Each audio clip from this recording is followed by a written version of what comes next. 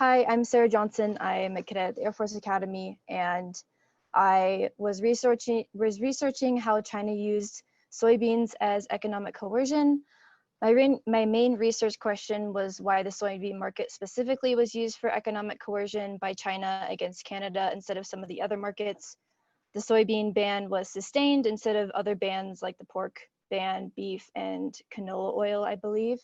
So a little bit of background about the situation. There was a chief financial advisor from Huawei that was extradited to the United States from Canada in 2018. China issued a ban on Canadian soybean, pork, beef, and canola oil imports. However, only the soybean ban was only sustained. China had said that there were bugs in the soybean imports from Canada. However, that's pretty suspicious considering China's previous actions. So I wanted to look at why the soybean market was used by China for economic coercion. The methods that I used for this research were mainly from the OEC data base. I used them to visualize the market share power that China has over the soybean market. It's quite large. In the bottom left-hand corner, you can see that China's share over the market is very large in comparison to the other countries who import soybeans. That was the main reason that I wanted to show this picture. I thought the OEC did a really good job at visualizing this.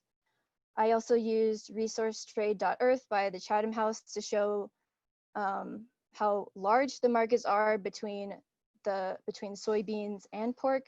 On the left-hand side is the global soybean market in 2018. There are a few countries that participate in this market, and China is the main shareholder. The pork market is extremely diverse. There's a lot of people who import and export these products. So this was one of the reasons I thought this was suspicious and interesting that soybeans were so narrow. So that was one of the reasons, a possible answer for this limitations for my research that I would like to have the opportunity to further dive into is price elasticity, domestic impacts, and seasonality of the product. I really would like to look into price elasticity and how that affects this market. With more time, I would definitely be able to do this.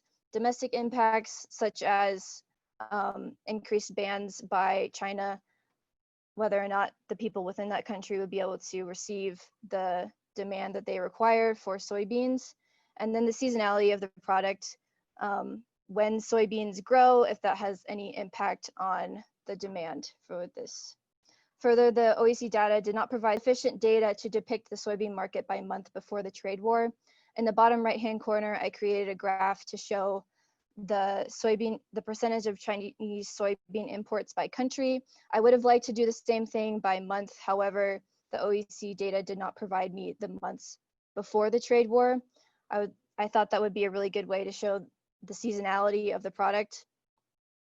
Further research, I thought it would be interesting to look at the Australian hard red wheat market. One of the professors from the spec lab said that that would be a similar market to this situation. I think that would be interesting to compare the two issues. How do these smaller bans have impacts on domestic imports or impacts? And how is Brazil affected by this ban? China moved most of their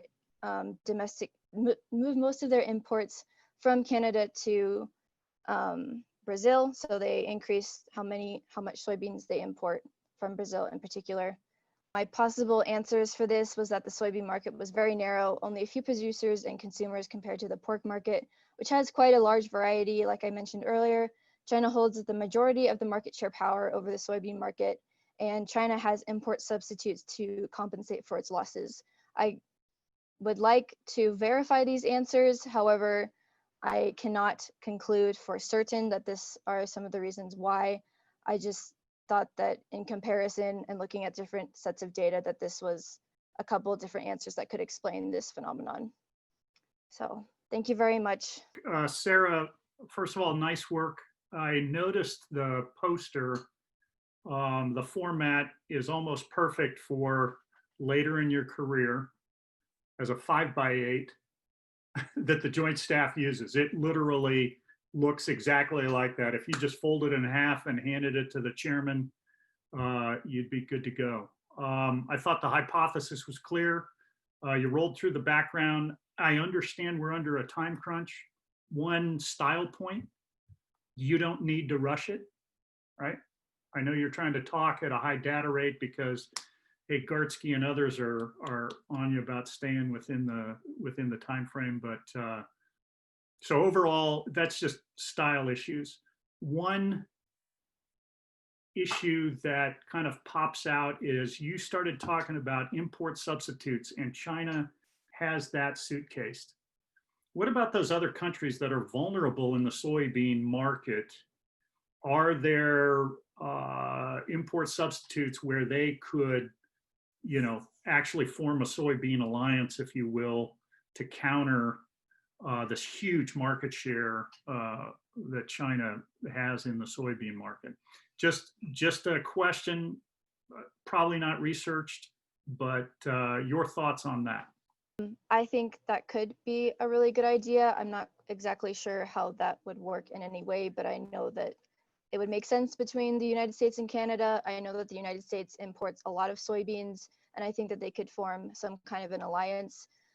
With Brazil, I don't really know much about this subject, but I know that China wanting to be more involved in South America. I don't really know much about that, so I can't talk very much on that subject. But if the US and Canada can make some kind of alliance with Brazil, that could be an interesting thing to look into, but I'm not sure if that quite answers your question.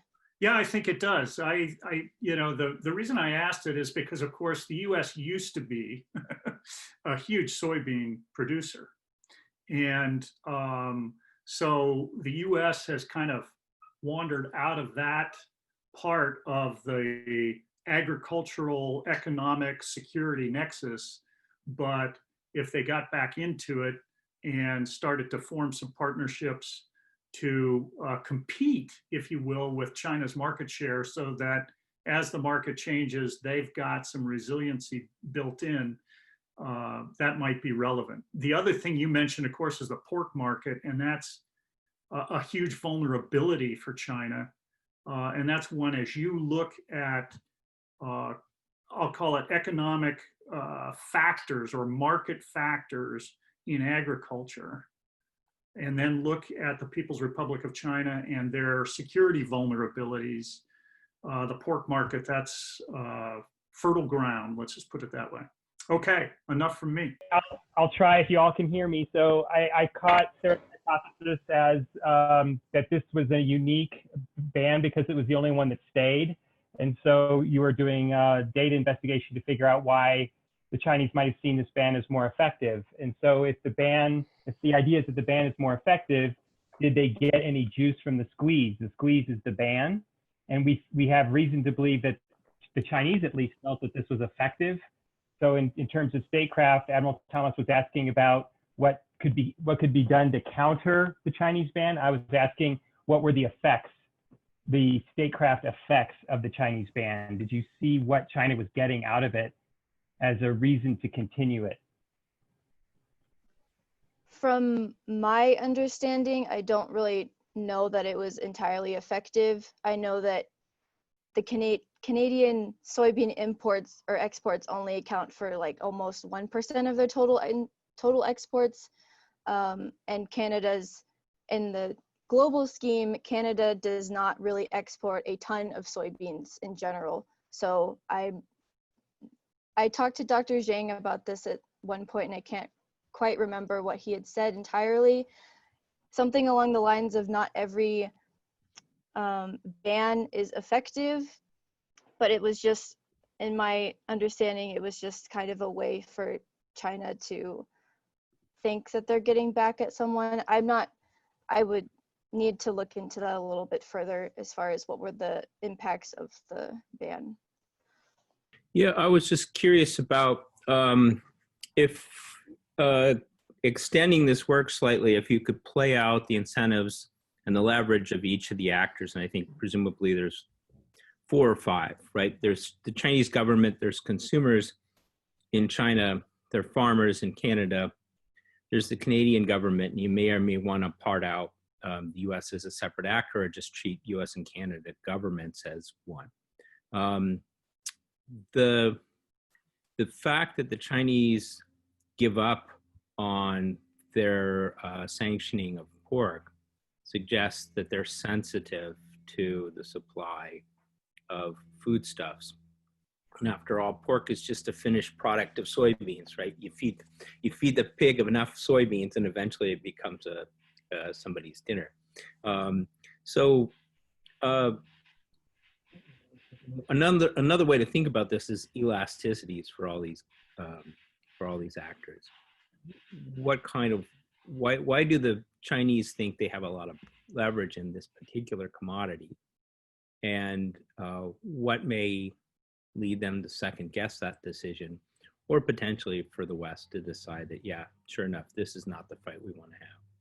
Military analog is something like the balance of power, right, or the concentration of forces, or something like that. Is as a commander, you have to decide whether this is a fight that's going to turn out well for you or not, and presumably because of the strongly zero-sum nature of the competition, if it's going to work well for you, it's not going to work well for the other side. They may get it wrong, but so the Chinese start out and they're going to embargo or refuse Canadian pork, but they decide that that's not working out well. They persist with soy, but there's a price to pay at home, and there's a price to pay in Canada. And sort of what evidence do you have? Who's hurting more in this game? The Chinese give away the fact that they're hurting more in the pork game, but maybe they're hurting almost as much in the soy game, because if they're not buying from Canada, they presumably either have to pay a higher price, or at least there's some temporary dislocation while they reorient to new markets. So the assumption is that because somebody did something, they knew what they were doing and they're going to benefit from it. But that's not always the case. How would you know if the Chinese were winning? You would have to compare in some way the negative implications on their domestic, like the domestic impacts of if that was a good thing or a bad thing. I'm not sure how you would compare the amount that Canada loses and the amount that their own people lose. I'm not sure if that's a comparison that you can really make, but that's maybe one avenue that I would look at.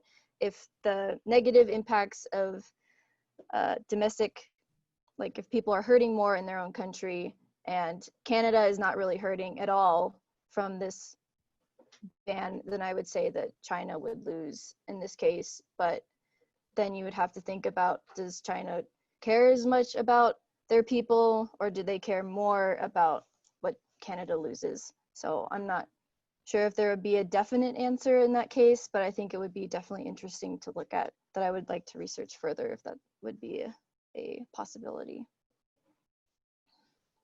Just to pile on to Professor Gartsky's comment and question.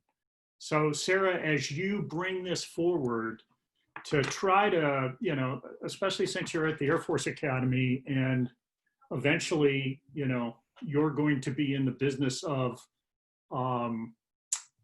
war fighting and those security aspects of militaries, Professor Gartsky tees it up in a way, and so did, Damon did too, with this idea that the Chinese and the soybean ban or restrictions, and subsequently the pork issues, in which set of restrictions or import-export sanctions are effective with respect to these other countries, it absolutely has a security play.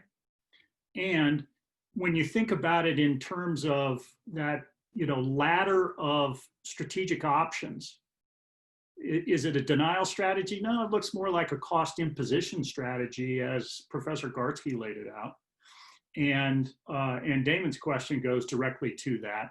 And so if you're going to do any further work on this topic, you might want to actually try to bin it into, hey, and here's how this cost imposition strategy, actually what the results were, back to both of their statements and questions, okay?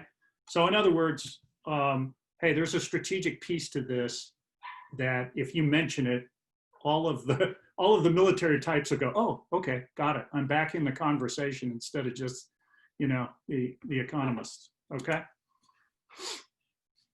Awesome. Thank you for that, Admiral Thomas. And Sarah, thank you for that presentation.